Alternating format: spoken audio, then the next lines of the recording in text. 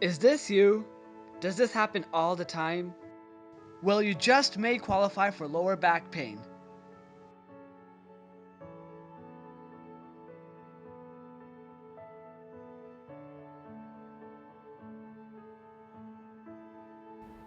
Lower back pain is the single leading cause of disability, and experts estimate about 80% of all people will experience lower back pain at some point in their life. That just goes to show you how common something that could be fixed so easily is. Low back pain is a very broad term though. It can describe pain ranging throughout your spine to your upper leg, hips, and the buttocks. There can also be a wide variety of causes for lower back pain, which means a wide variety of fixes to those causes. Hi, this is Nick from UTheCure, and in this two-part segment, we're going to talk about what causes lower back pain and what we could do to prevent and help fix it. Now, certain types of back pain can be a sign of a serious medical problem. So before we get into the causes of lower back pain, I want you all to go through this checklist and see if you need to go see a doctor for your back pain. These symptoms are rare though, and most backaches are caused by muscular weaknesses, imbalances, improper posture, and overuse that can be healed easily with time and a proper exercise plan. With that said, let's go ahead and see what may be causing your back pain. First, let's discuss some lifestyle factors that can cause lower back pain, with the most common one being a lack of exercise. Muscles of the lower back are constantly in use. As a matter of fact, your lumbar muscle group, which is your lower back, and your gluteus muscle group, which are your buttocks, are used when you're walking, standing, sitting, and lying down. Since they are constantly being used, they are easily fatigued and can develop weaknesses. One way to test this out is to lay belly down on a bench or your bed with your legs hanging off. Now raise your legs using your glutes and hold it in a flexed position for at least 2 minutes. If you can't hold for 2 minutes or are cramping in your glutes while doing this, you might want to strengthen your glutes and lower back region. Strengthening this muscle group can prevent backaches caused by muscular weakness. Excess weight or obesity puts a lot of pressure on your lower back for the same reason, so keeping your weight in control should help with your lower back pain as well. One of the biggest causes of lower back pain is improper lifting or bad posture.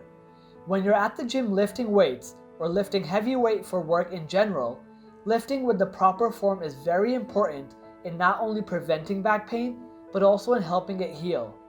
One should always lift heavy weights with a balanced approach, using your leg muscles by bending the knees, keeping your core tight, and avoiding the rounding of your back.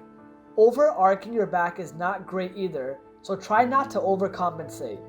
If you constantly have to lift heavy weights, think about investing in a support belt for your lower back.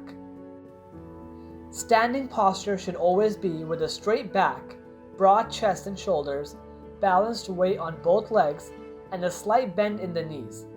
If you're someone who can't stand still and are constantly shifting from one leg to another, that is an indication of muscular imbalance in your glutes and a weak lumbar muscle. Let's try a test. Stand straight with your feet shoulder width apart. Now bend your right knee and lift your right feet off the ground about a foot or 2. Repeat with your left leg. If you have to shift more on one side than the other, it's a clear sign of an imbalance in the gluteus medius.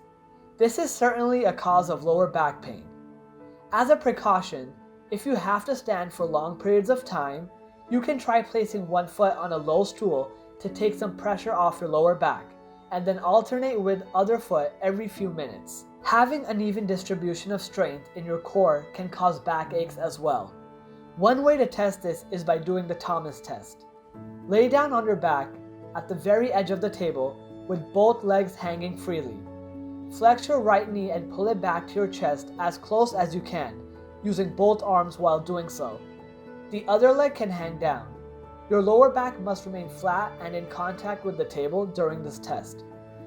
If you can't get your left leg to lower down to the level of the table with your left knee flexed at a 90-degree angle, this means you have stiff hip flexors and your abs are most likely stronger than your lower back, causing the imbalance.